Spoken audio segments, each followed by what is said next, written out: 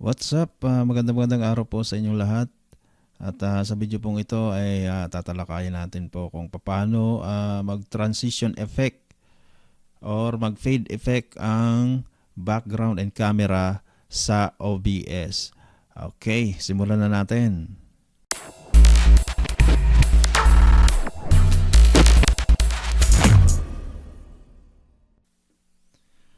Yeah, at kung wala pa po kayong OBS ay maaari nyo po siyang i-download. I-search nyo lang po sa Google ang OBS at i-redirect kayo niyan sa mga site ng OBS or sa main site ng OBS. Okay, simulan na natin. Buksan po natin ang ating OBS. Yan. Okay, kung nakikita nyo ay bukas ng ating OBS at kung nakikita nyo po ay meron na po tayong scenes. Ayan po dito sa parting kaliwa meron na po tayong scenes at meron na po tayong sources dito din po sa kabila. Okay? Pero hindi po natin gagamitin ang mga yan. Para mas masundan nyo kung kayo po ay nag-i-start pa lang mag-OBS ay gagawa tayo or gagawa ako ng bagong scene. Ang una nyo pong gagawin ay pupunta kayo dito sa plus sign dito sa baba ng scene. Okay? I-click lang po ang plus sign at gumawa ng scene. Ang sa akin ay papangalanan ko ng sample. Okay, pinangalanan ko siya ng sample and then click OK. Now meron na tayong bagong scene na sample.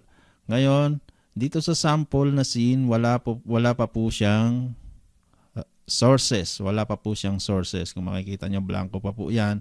Para malagyan yan, i-click din po natin dito sa may plus sign.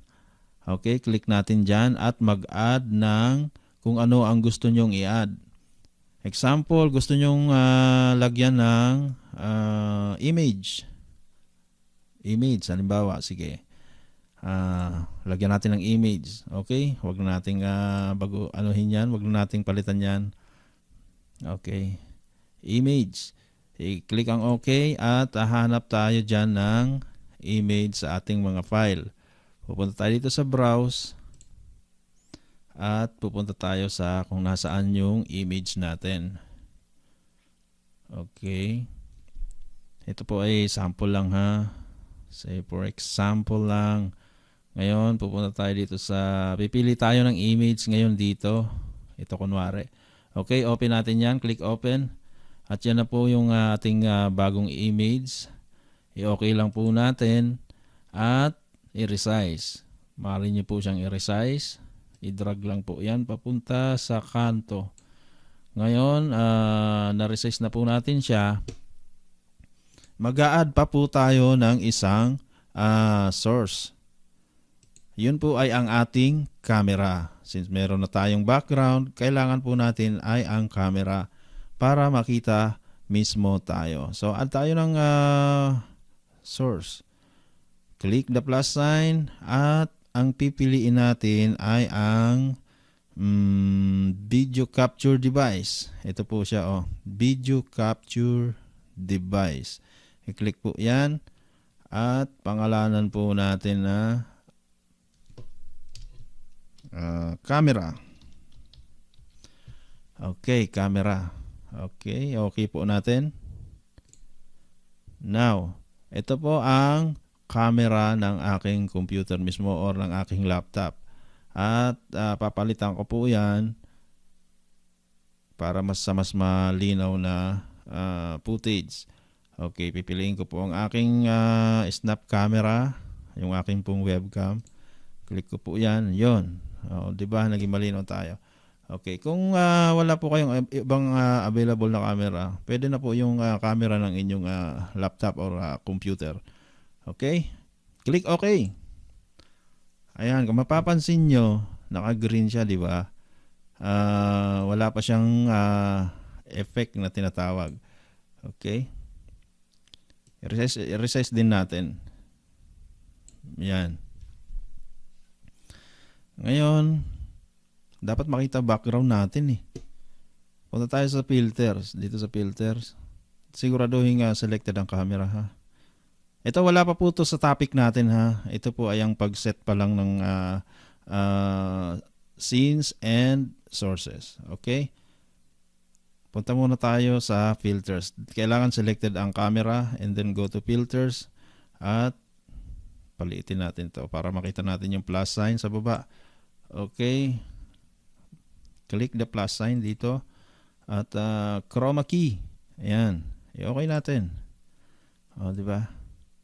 Kung mapapansin nyo, doon sa nawala na yung green.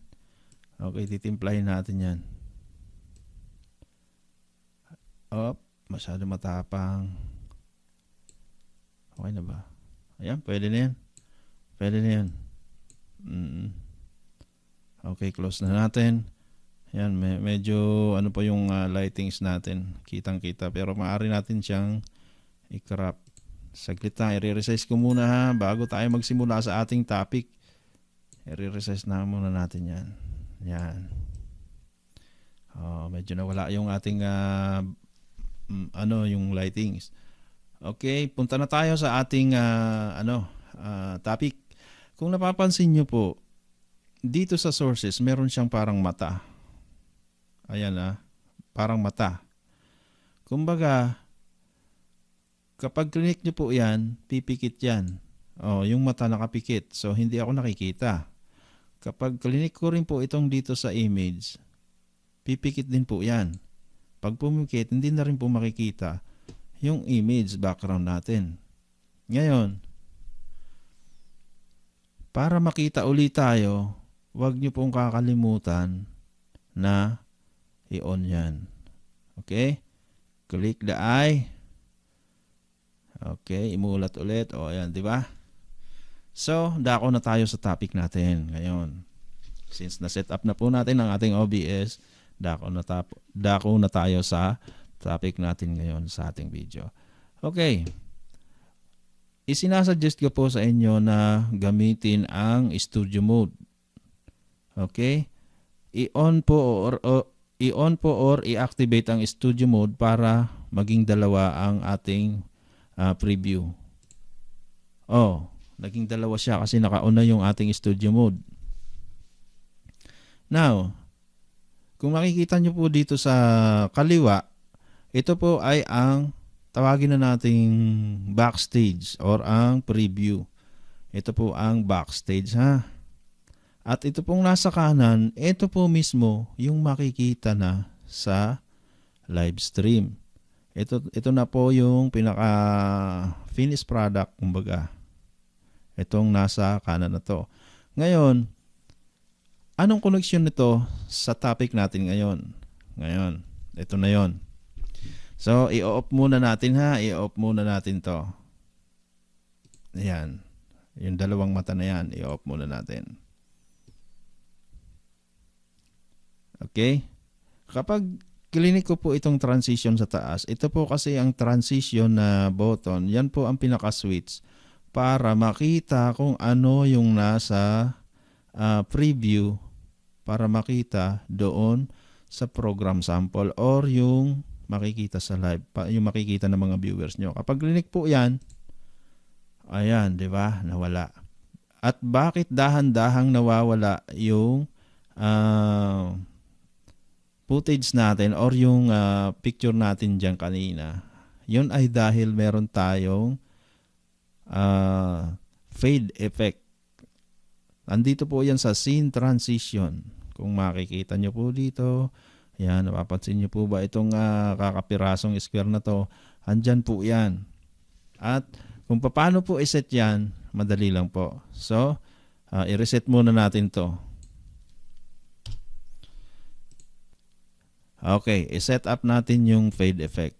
Ang default po ng OBS ay meron po siyang duration na 50 milliseconds sa kanyang transition. Yan po ang default. Tingnan natin yung 50 milliseconds na yan. On natin to. On natin yan. Tingnan natin kung anong epekto ng 50 milliseconds na yan kapag klinik natin tong transition. Di ba ang bilis? Ang bilis niya. Kapag nag-off cam tayo, ang bilis ko mawala. Ngayon, Kung gusto nyo nga medyo matagal or mabagal yung kanyang pag-fade out or pag-fade in, kasi kung ano po nakaset dito, yun po ang magiging duration ng fade out or fade in ng fade transition. Ngayon, iset natin ngayon yung 50 in 2,700. Ayan, ginawa ko po siyang 2,700. Ngayon, tingnan natin. I-on natin yung camera natin dito. O, masdan po ninyo dito sa kanan. Click natin ang transition. O, di ba? Dahan-dahan siyang lumilitaw. Ngayon, kung ayaw ko ng aking background, tatanggalin ko yung aking background. Ayan. Pag click ko yung transition, dahan-dahan din siya. Hindi lang po sa camera gumagana itong transition effect na ito, na fade. Kahit po sa inyong background. Kung nakikita nyo ang sarili nyo na masyado kayong gitna sa video or sa preview, ayan kung masyado kayong gitna, maaari nyo po siyang baguhin. Ayan, halimbawa ako, itong ayan, si Toyex 14, masyadong nasa gitna. Maaari ko po yang ilagay sa tabi, dito, sa kaliwa or sa kanan. Siguraduhin lang po na selected ang camera. Pag selected ang camera, yung camera lang ang ma-adjust mo. Ngayon, kapag selected ang image, yung image din ang ma-adjust mo. Di ba? Ang gusto nating i-adjust ay itong ating kinalalagyan dito. I-select natin ang camera at dalhin nyo kung saan nyo gusto yung sarili nyo. At pagkatapos nyan, huwag kakalimutan i-click ang transition. Diba? Since meron tayong 2,700 milliseconds na duration sa fade, kahit sa camera or sa image or background picture natin, mag-a-apply po yan. Gagana po yung 2,700 millisecond fade in or fade out. Yan, ganun lang po. At maraming salamat po. Sana may natutunan kayo sa aking munting video na ito. Kung medyo magulo para sa inyo, comment po down below para maipaliwanag natin ang hindi nyo naintindihan sa mga pinaggagawa ko dito. Maraming salamat po at mega shoutout nga pala sa nagmungkahi para maisakatuparan ang video tutorial na napapanood nyo ngayon. Maraming salamat at mega shoutout sa inyo dyan. Hindi ko na kayo i-mention. At sa mga bago po na naandyan click subscribe. Yun lang po. Maraming salamat. Kahit wag nyo na i-like. Wala akong pakialam. Joke lang. Like nyo din. Okay, maraming salamat at mabuhay kayo. Have a nice day. Bye-bye.